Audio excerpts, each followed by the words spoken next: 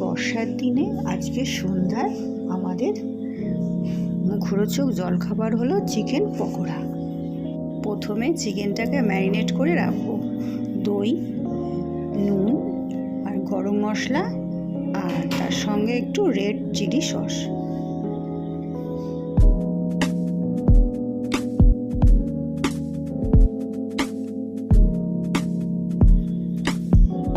এবার ম্যারিনেট করা চিকেনে বেসন, নুন আর একটু জল দিয়ে ভালো করে মেখে নিলাম।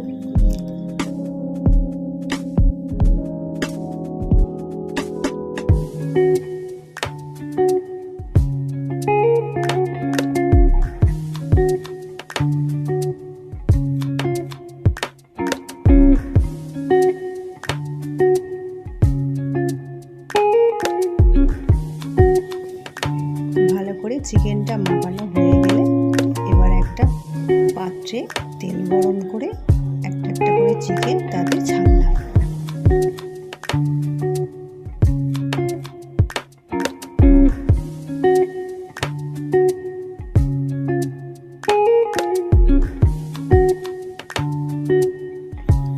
এবার চিকেনের পিসগুলো যখন ব্রাউনিশ কালার এসে যাবে একটা একটা করে তুলে প্লেটে সাজালাম।